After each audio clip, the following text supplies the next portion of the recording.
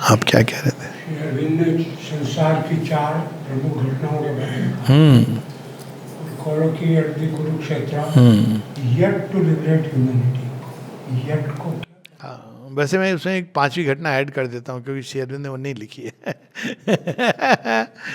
4 great events, Shri Arvind ने 4 प्रमुख घटनाओं का, तो उसमें वो कहते हैं सीज ऑफ ट्रॉय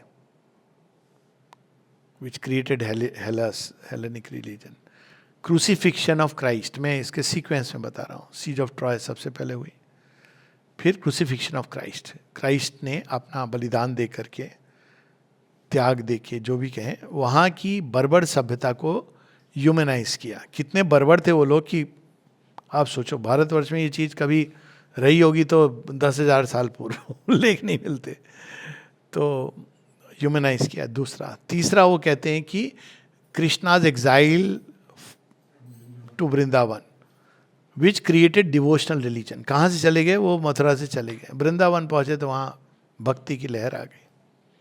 और चौथा वो कहते हैं कि कोलोकी, जो बैटल फील्ड पर गीता का जो अर्जुन के साथ, उसकी तो एक्शन अभी पूरा हुआ नहीं है, वो तो मनुष्य को अभी भी लिबरेट करेगी।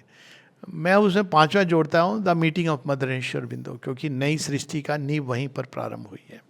पर नेचुरली श्री अरविंद 1913 में उन्होंने कहा है ये, पर वो गीता एक ऐसा अद्भुत है, जो लोग कहते हैं ना केवल उपनिषदों का सार है। I completely disagree with this. जो कुछ उपनिषदों में है वो गीता में है, लेकिन गीता में और भी बहुत कुछ है जो उपनिषदों में बिल्कुल नहीं है।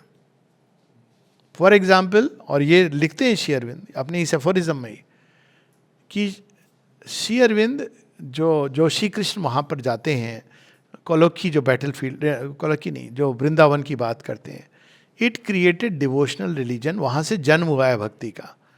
Before that there was only worship and meditation. उपनिषदों में भक्ति नहीं है। अब आप खींचातानी करके जबरदस्ती ले आओ, तो भक्ति का जो स्पर्श मिलता है वो गीता में मिलता है पहले तो। और भक्ति रियली जो मोस्ट लिबरेटिंग पावरफुल जो एलिमेंट है वो मिसिंग है बाकी जगह। कैसी भक्ति, द्वार नहीं छोड़ा कोई, श्री कृष्ण ने सारे द्वार खोल दिए। क्या तुमको भगवान को देना है? पत्रम पुष्पम फलम तोयम। अच्छा, भगवान को ऑपरेट करेंगे, अप्रोच करेंगे, क्या ज्ञान होना चाहिए? यो यथा माम प्रपद्यन्ते। वो कहते हैं जिस श्रद्धा से तुम आओगे भगवान तुमको वैसे मिलेंगे। कोई पत्ती, कोई लोग कहते थे ना बचपन में कि भाई शिव जी भोलेनाथ प्रसन्न हो जाते हैं, बेलपत्र, ये तो पत्ती, पत्रम पुष्पम, कोई भी फूल आपने तोड़ के भगवान को ऑफर कर दिया। फलम तोयम, पानी की बूंद चढ़ा रहे हो। भक्ति ऐसी है भगवत गीता में। तो वो जो लिबरेट करने की बात, अभी तो हम इंटेलेक्चुअल एज में चल रहे हैं, बीच में तो मेडिवल सेंट्स की भक्ति आई थी। फिर अब मेडिवल भक्ति में क्या है कि वो एक्सक्लूसिव हो गई, वो संसार से विमुख। क्योंकि सच बात है, ये फैक्ट है कि भगवान के उसमें जो रस आने लगता है ना, फिर संसार लगता है क्या कीचड़ है। लेकिन गीता क्या करती है? कोर्स करेक्शन करती है। भक्ति तो गोपियों में भी है, गोपियों को गीता नहीं मिलती है। भक्ति के साथ सेवा,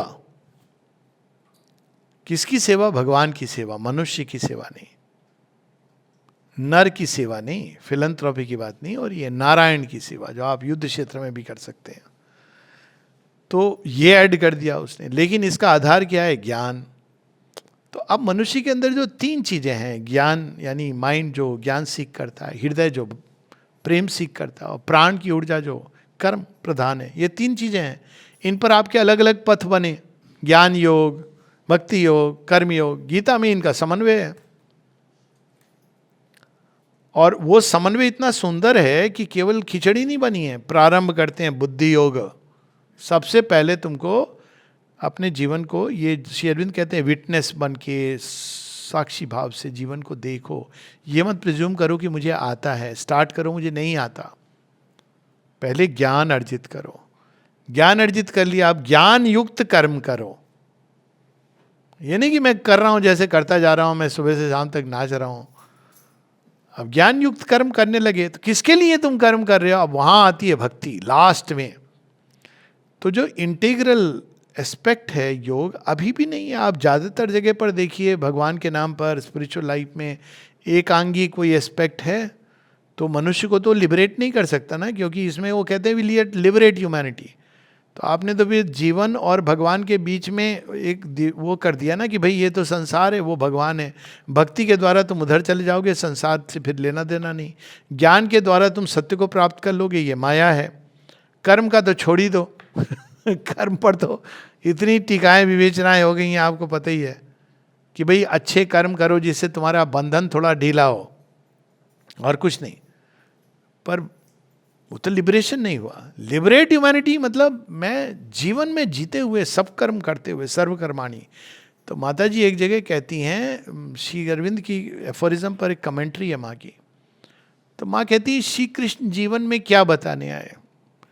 वो बताने आए how to live normally and be free. आप कहीं नहीं जा रहे, कोई आश्रम या पहाड़, कहीं नहीं जा रहे।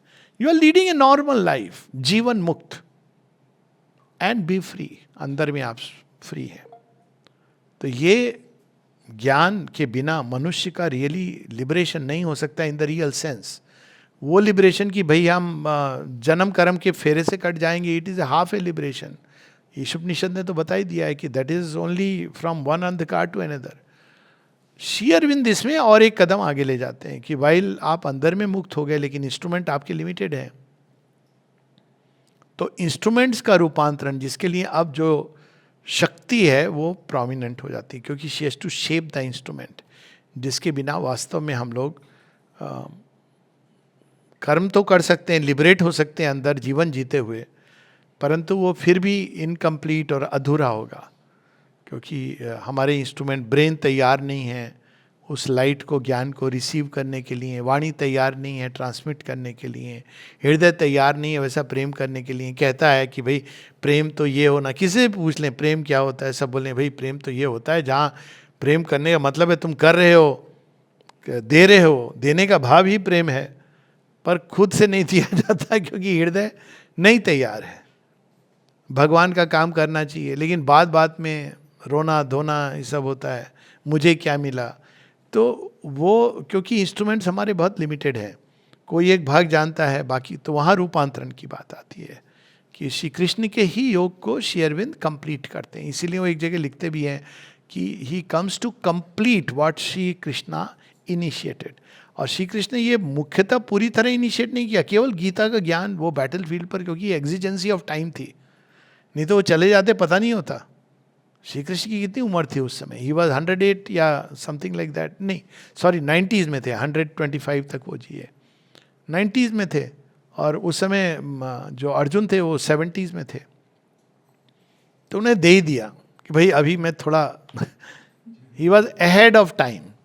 The Gita was given to man ahead of time because of the exigency of time. वैसे ही जैसे श्री अरविंद ने कुछ चीज़ें ऐसी कही हैं जो अहेड ऑफ टाइम है, क्योंकि उनको ये प्रलय ना आ जाए उसको बांध के रखना था। तो वो तो अभी ये येट लिबरेट ह्यूमैनिटी, अभी भी लोग छोटे मोटे वही सब सेक्ट कल्ट उसमें फंसे हुए हैं, मेरे गुरुजी तुम्हारे गुरुजी से ज़्यादा महान कैसे। ठीक है।